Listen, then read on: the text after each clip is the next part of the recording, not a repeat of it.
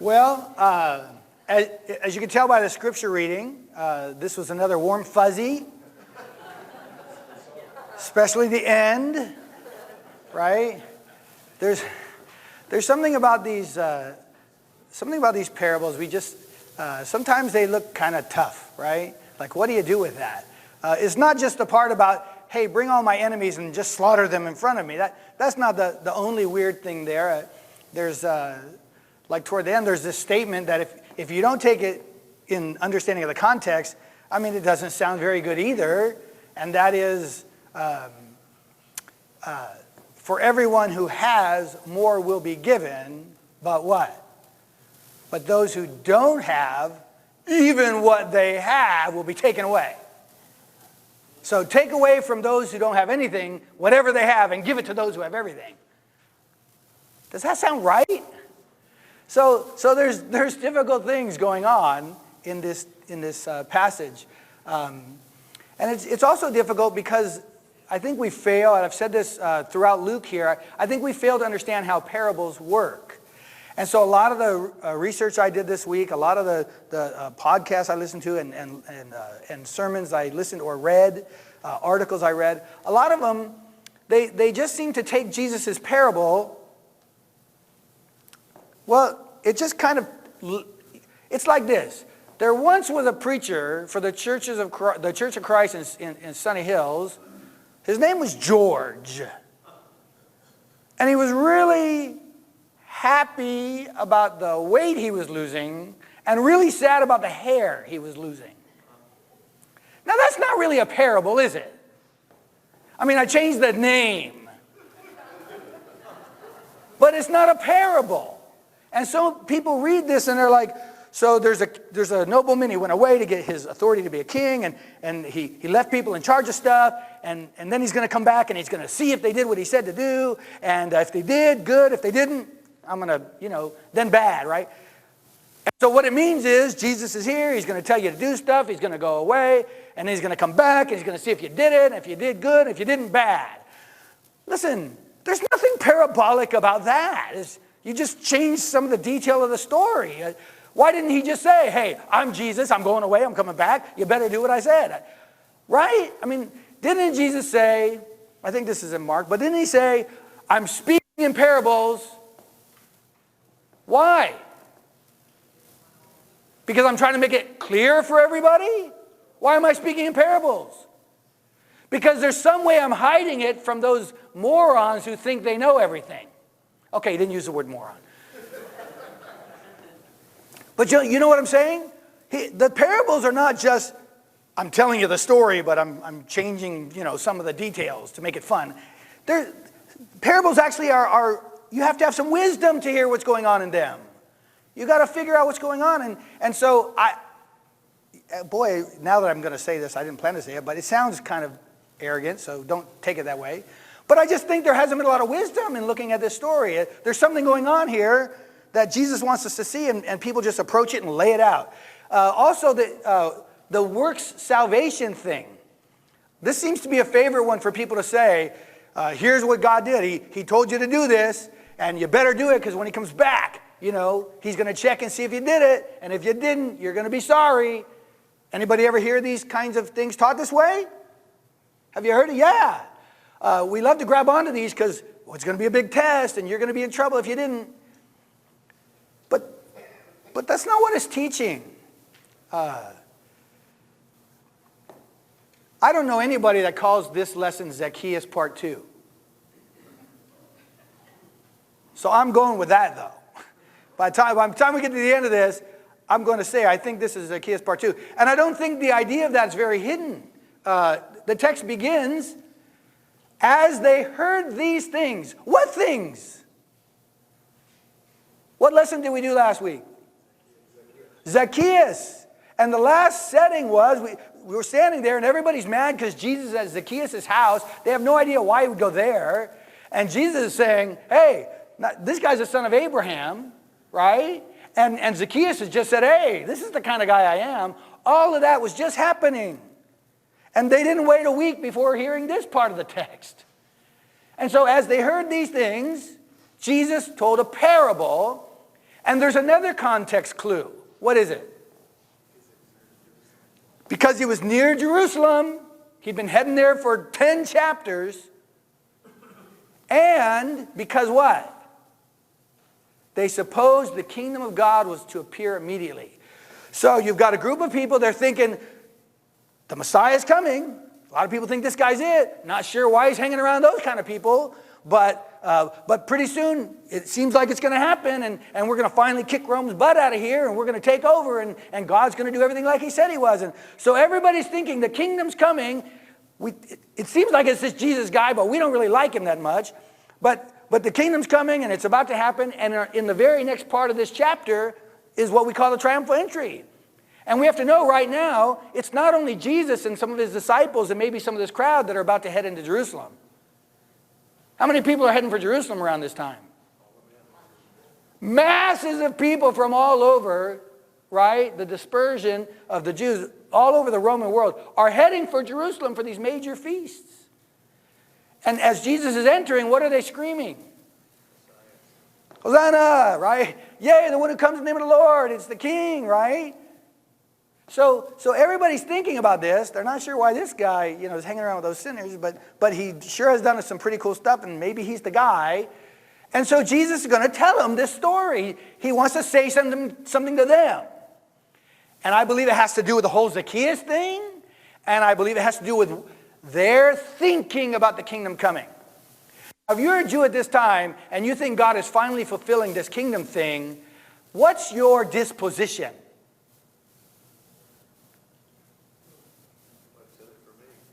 What's in it for me? Of course, in your mind, the prophets had said, hey, God's going to do this. He's going to restore it, build this whole temple. It's going to be all beautiful. Your whole thing's going to come back. You lost it all, but it's all coming back to you. So you're pretty happy about it. That's why they're shouting. They're so happy that's finally happening. Everybody's happy about this. So Jesus is telling this parable to speak to that. Okay?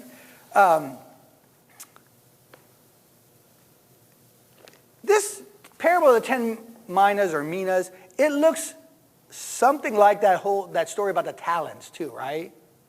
The story about the talents where he gave somebody 5, somebody 2, and somebody 1. Remember that one?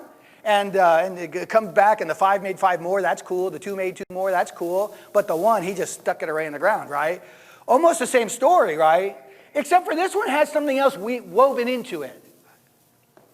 It's this thing about the nobleman, and he went to receive a kingdom. He had to go get authority for a kingdom. And then he comes back, and he's got the servants who did well, the servants who didn't well, and enemies who he killed. Right? That piece isn't in the other story, is it? So what does that have to do with anything? Why do we even need that piece? Well, when you and I, when we hear a story, see, we're not there. We're not in Jericho. We're not part of that community. We're not part of that history. If we were, like if I started telling you a story about 2, young, maybe teenage lovers who fell in love, but they're from families that don't like each other, and the families don't want them to be together. What are you thinking about? Romeo and Juliet, the storyline of about 88% of all the shows ever made, right? Right? You can almost watch any show and you say, oh, there's the Romeo and Juliet thing going on. But we all know that, okay? When all I have to give you is a tiny bit of detail and you're like, Romeo and Juliet's in my head, right? If you're in Jericho and Jesus starts talking about the changing of the kings, and that, maybe at first it seems like a good idea, but maybe it doesn't turn out the way you want because he comes and he ends up slaughtering, right? That whole thinking, if you're in Jericho where Herod's winter palace is, where the Herods are still using it, you know that a little while ago when Herod the Great died, he gave his kingdom to his sons, Philip and Antipater and Archelaus, right? And he gave it to them. And the Pharisees and many of the Jews at first were really happy about it. They thought Archelaus, that would be a good thing for them. But then some teachers and some students tore down an eagle that Herod the Great had set up in the temple area. They tore it down. And Archelaus, even before he had any authority as king, from Caesar, he dealt with it by slaughtering 3,000 of these people, of the Jews. And so the Jews didn't think it was a good idea anymore. What they thought would be good all went away. And they realized this is not good at all. And so when Archelaus went to Rome to appeal to Caesar to honor his father's wish that he be a king over this area, the Jews sent a delegation of 50 Jews, leaders, and a whole bunch of other people went too, and they all argued the case. No, not him. And he kind of usurped your authority by doing this. And no, we don't want him. And so Caesar, on one hand, decided not to give him the title of king, just called him ethnarch. But on the other hand, did put him in charge of these areas, Samaria and Judea, and I think Idumea. So he kind of won. But just looking at that story, if you were in Jericho when Jesus began and kind of gave those elements, you would be remembering about a time when the kingdoms changed, you thought it was going to be a good thing, and then 3,000 of you were slaughtered. Okay? That's kind of the backdrop entering into this. Is it possible that Jesus could be saying to these people, I hear you are waiting for a kingdom. I hear you're waiting for your king. I hear you can't wait for it all to be changed. But I suspect you're not going to be happy when it does. Knowing the people that have been following around, knowing the people that were like the back in 15 that were mad at him for hanging around with the sinners.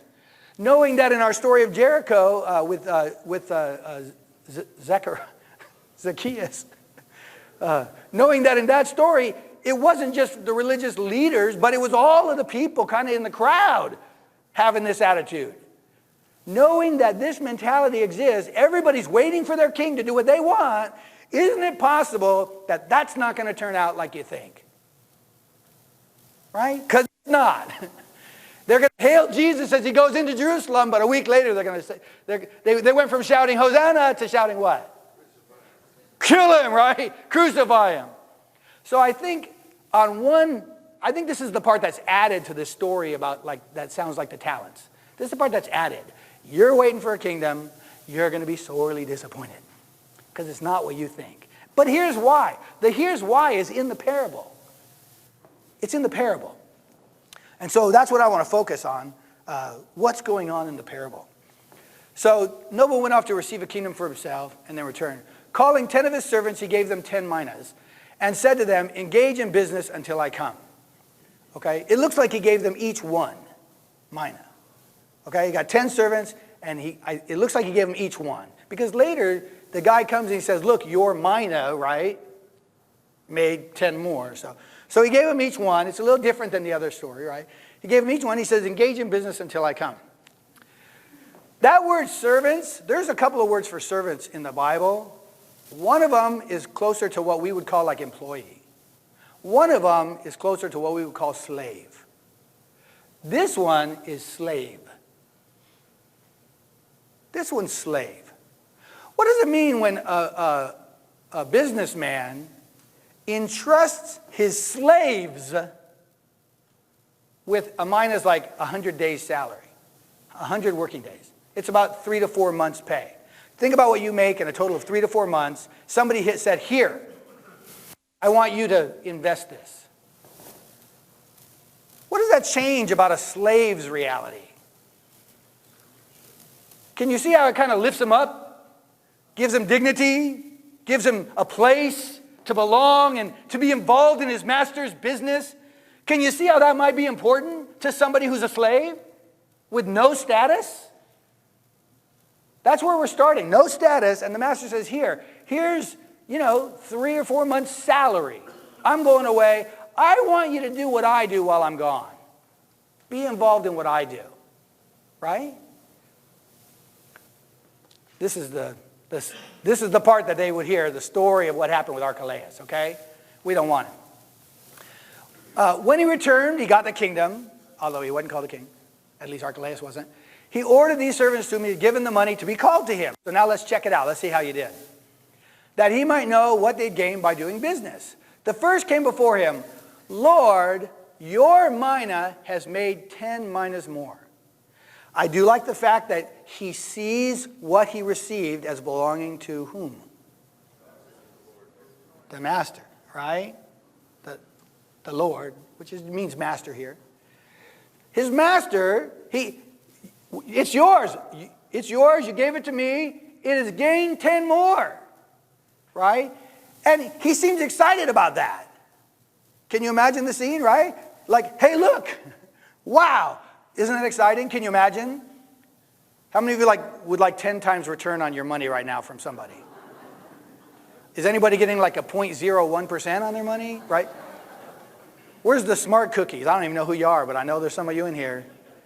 Right? Are you getting 10 times return on your money? Right? That's huge. Can you imagine he might be excited about this? Yeah. I'm just a slave. And here I'm able to say, look, it made 10 times more.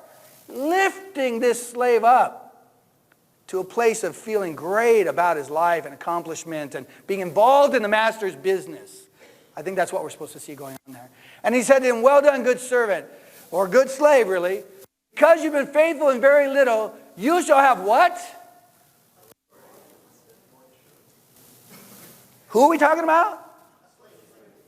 A slave entrusted with the master's business, who finds it doing well. It bloomed. His master's stuff did well.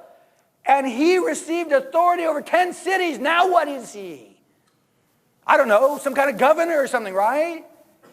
He's been lifted up by this master. And the second came and said, Lord, your mina has made 5 minas more. Jim got me confused because he says mina and I always said mina. So your mina has made 5 minas more, right?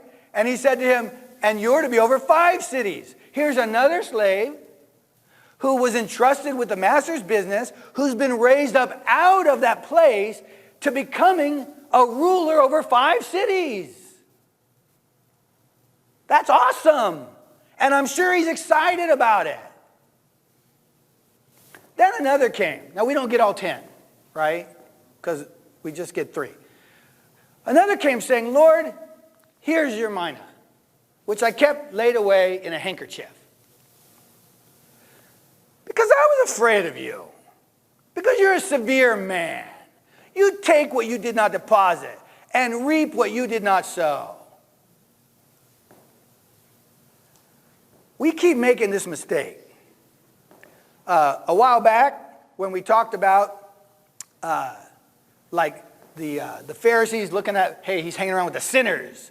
We probably stood with the Pharisees and recognized, oh, those guys sinners over there. And when I talked about the Pharisee and the tax collector that went into the temple, that guy over there is a sinner. We kind of stood with him agreeing that guy's a really, wicked sinner. Maybe even Zacchaeus' people who didn't like him. We probably stood with him going, yeah, what's he doing hanging out with a sinner? We keep standing in the wrong place, believing the wrong people. I don't know if you do, but we shouldn't. And right here, don't listen to this guy. He's not only wrong, he's a liar. But what do? We take his word for granted that this guy, this master's a mean master. And he's mean and he's a jerk and this guy doesn't want to work for him because of who he is. Don't listen to him. He's a liar. How do I know that? Well, his words are held against him, right? The master said, I'm going to condemn you with your own words, you wicked servant. Now watch how his words don't add up. Right? Have you thought about this?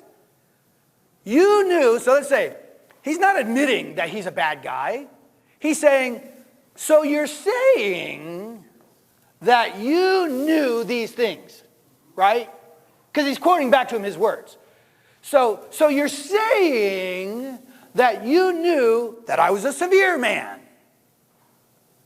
taking what I did not deposit and reaping what I did not sow. You knew that I wanted mine back and more. You knew that. And you knew I was a hard man, a severe man, maybe a punishing man. You knew this. And you knew I wanted more than I gave. Then why didn't you put the money in the bank? Because at least when I came, I would have more than I gave, right? If you were really afraid of me, that I'm the kind of person that's very severe, and I'm going to want more than I gave, then you wouldn't have just stuck it in a handkerchief and set it aside. That's what the master's arguing here. I'm condemning you with your own words. You're saying you knew these things, and that I would come and want more, and that you're afraid of me, but you didn't do anything that looks like that. And so what's going on here is this guy clearly does not want to be a slave or a servant of this master. He doesn't like the fact that this master increases by the sake of his servants. He despises this master. And his actions are commensurate with his idea of who this master is. It's not just, oh, those guys were hard workers for the Lord and this guy's lazy. I don't know why that's what it always ends up with some people. But it's not what's going on. Those two guys they weren't afraid. Hey, when you invest money, is it possible it's not going to return? They didn't show any fear of that. They went right out and did what the master wanted. But not this guy, because he didn't want to. He didn't like this guy. He didn't want to be ruled by this guy. And he said to those who stood by, take the mina from him and give it to the one who has 10 minas. Okay. Here's more proof about the character of this guy that I'm describing to you, this master, who I think is a great guy. I think he's the kind of guy that lifts people up, that gives them opportunity to become more than they could ever be, because he invites them to be part of his own work. I think he's that kind of guy. How many of you are good at math? And when I say math, I'm talking about addition. And when I say addition, I'm talking about the addition of one one-digit number and one two-digit number. Anybody good at that? Anybody ever notice a math dilemma here? There's a math dilemma. I'm a master. I gave him one mina. When he came back to me, he said, Randy, your mina made 10 more. How many does he have? 11. Take the mina from this guy who only had one and give it to whom? The one with 10. We don't have one of those. We got an 11, we got a 6, and we have a 1. And they said, but Lord, he's got 10. Everybody knows he's got 10. He's supposed to have 11. What do I do with that? Ignore it? I guess I could. I don't like to do that. When I read the word, I believe it's telling me something. I'm not going to pass over these kind of weird things. What do I do with it? Why does he have 10? What might have happened to the other one that he had? I don't know what else to say. Diane, what else do I say? He had 11. I know he had 11. I know he called the one he had the Lord's, the belonged to the master. I know that. If I'm going to draw a conclusion, I can't prove it, but I don't know what else to do. So I'm going to look at it and say, the reason he has 10 is because the master allowed him to return the 1 and keep the 10. What else do I do with it? Everybody agreed he has 10. And it says, give him the other 1. Give it to him. Not give it to me. I want to reward the one with 10. Go ahead and give him another one. If it's true that this master empowered slaves to be risen up and to become participants in his business, and in success rewarded them to become like governors or rulers of cities, and let them keep the gain on what they did, is he that guy that the other guy described? He's not. He's not. Now, I think then this is the part I said was also tough. You can't just take this out of context and just say, here's Jesus. Can you imagine what the media might do with this statement? If you want to be against Jesus, you could take this statement and say, Jesus says that we should take everything away from the poor and give it to the rich people. We hate that guy. And you should too. Can you imagine? Because there's the words, but you got to take it in context. A business manager, I don't have stocks. I wish I knew how to do that stuff. I'm glad I wasn't doing it in 2007. But I don't have that. But if you have that and you invest your money and you've got 3 different stocks that you're investing in, and this one produces 10 times, and this one produces 5 times, and this one in a market where 10 and 5 times could be produced, produces nothing. What do you do with that one? Put it over there, right? You don't leave it there. It's just common sense. Take it away. It's not saying rob the poor. It's ridiculous.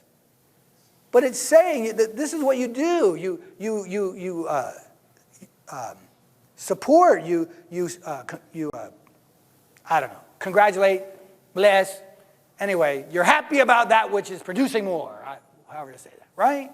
I mean, that's just common sense. So this is in no way saying take away from the poor, right? In fact, the entire story is exactly the opposite. How do we apply this passage? How do we apply it? The rest of this passage is the part about the king and kill and all that. But what I want to do is apply this passage right here. This is the answer. This thing about the mina, what happened, okay? What we have to do with this is we have to figure out what is the Lord's business.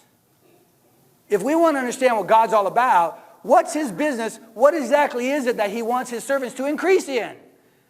He's not talking about money. It's not talking about money, especially here, okay? If we understand the master's business from the story I just told you, the perspective I just told you, what's the master's business? Huh? Well, I didn't say anything about saving souls, but that's a good answer. It's like Jesus or Moses, but it sure looks like a squirrel. You know that joke? Those are the Bible answers. No, not expanding the kingdom. I just told you a story in the parable. What is that master's business? That's what I mean. Not Jesus's. What's that master's business? In the story I just told you. Yeah, his business is to lift up the slave, right? His business is to increase those who are down, right? That's what his business is. I mean, he's investing money, but what is he concerned about? He's concerned about restoring people and lifting them up and helping them to become. Okay. Now, why is this Zacchaeus part 2? I'm going to skip to the... Okay. God has made it clear what his business is, okay? Now, the law does exist, but in the Old Testament, in the people of Israel, we find out, even at times where they're meticulous about the law, sacrificing tens of thousands of bulls or whatever, God would come and say, I don't want that. Well, of course he wants it, but not from you because there's a different problem, right? Law keeping wasn't the point. I desire, and we know this as mercy, right? But here, for I desire what? Steadfast love. I desire mercy and not sacrifice. The knowledge of God rather than burnt offerings. There's a contrast here between God wanting our hearts to him and to each other. He wants us to be merciful to people and loving to people. He wants us to be the kind of people to take care of the poor and the downtrodden and to stand for justice. What about the law? Yeah, the law's important, but you miss the point if you think the point is the law. What about this one? He has told you, O man, what is good. And what does the Lord require of you? Keep the law, keep the law, keep the law is kind of what we end up saying all the time. The law's there, but the law's not the end in itself. The law was a way to help them understand what God wanted. What does God require of you? To do justice. And say, here's a love kindness, but again, we know you may have learned it as love mercy. Kindness is good too. But the way I learned it was do justice, love mercy. I think there's a song, right? Do justice. I'm not going to sing it, sorry. Do justice, love mercy, and walk humbly with your God. What does God require of you? These things. Okay, why Zacchaeus part 2? I hope this is an aha. Why would I call it Zacchaeus part 2? Is there any reason to believe Zacchaeus was this guy? Did he walk humbly with his God? Hey, this guy who's a rich guy, and as was said, not very many people were rich guys. This guy had a lot of standing in that sense. He was able to humble himself, become like a child, and go and climb up in a tree because they wouldn't let him see Jesus. Was he willing to humble himself? Maybe humiliate himself? Yeah. What about do justice? Is there any indication that he was a guy who did justice? Lord, if I defrauded anyone, even if it's just an accusation of it, I pay back 20 times what the law requires. Law requires 1/5, he pays 20/5. 4 times the amount. The law requires 1/5. He pays 4 times.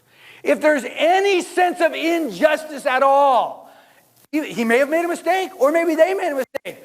But if anybody is saying there's fraud, bam, 20 times what the law requires. Is this guy walking humbly? It looks like it. Is this guy doing justice? It looks like it. And what about mercy or loving kindness? Is he doing that? How do we know that? Lord, I give half of all I get to the poor. The law calls for a tithe.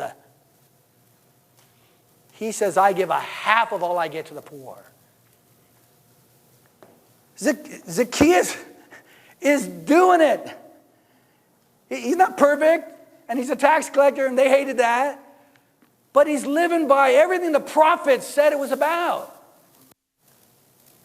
And Jesus is able to say, that's what it's about. And everybody else didn't get it. And to them he's saying, you guys think you're hoping for the kingdom, but it's here, it's right here, and you're about to be sorely disappointed. This is why I'm so excited. How many years have we been in Oasis? James, where'd you go? Going on 4 years. How do you remember the story James told when he got back here? And he's like, well, I was on a fishing trip, you know. My son wanted to go by there and see his friend Carly. And so we this was just an impromptu, just a coincidence, if you believe in that. Or maybe God was bringing Sunny Hills to Vicente Guerrero because he knew we have a heart like Zacchaeus. And he knew there was a need. And everybody would be blessed. Everybody would be increased by putting Sunny Hills and Oasis and New Beginnings together. It's awesome. I praise God for that. All the other stuff's important. Our kind of religion, our rituals, all that stuff's important. And we need to maintain, try to do the best we can to be God's people. But you know that some things for God are more important than others. I mean, just to throw out an example, you know, like when David was starving, there was a law that said don't eat the bread. And what did David do? He went and got the bread. For him and his men, holy bread. Because some laws are higher than others. But, you know, we have a tendency in religion, probably from the days of the Puritans, we have a tendency to treat sexual sin as the worst thing you could ever do against God. I'm not saying it's okay. I'm just saying we tend to treat that as the worst possible thing you could ever do. Or divorce. Or these kind of things. It's how we treat them. The things we get most upset about. There's a whole bunch of stuff we don't get upset about. But those things that we get most upset about have to do with that. And I just got to say, as I looked at the Old Testament, even though God hates divorce, he says that, Moses said, okay, here, you can give a writing of divorcement, right? Why? Because God understands the problems. When Adam and Eve were put together, a man shall leave his father and mother and cleave to his wife. That's always been the case. But don't we find Abraham with more than one wife? I mean, if you look at it, let's be honest. Can we be honest about this? Don't get scared. I'm just saying this is in our Bible. We can see that God, he cared about that. It's the ideal to keep people one woman, one man forever for life. That's awesome. But it's not like he doesn't understand that things break. And we end up with all kind of problems. But I'll tell you what never wavers is this idea that God's people are supposed to be compassionate. God's people are supposed to be just. Justice, social justice, taking care of the poor, taking care of those who are disenfranchised, those who are oppressed. God's people are called to that. Even if some of the other stuff is falling apart. Not that it should. We should be concerned about that stuff. But if there was a thing that the prophets held up, that Jesus came and said, this is what I'm about, and that a story like this, the 10 minas and what this master does and what we see in Zacchaeus, these things say God is ultimately most concerned that his people be about doing justice, loving kindness, and walking humbly with the Lord.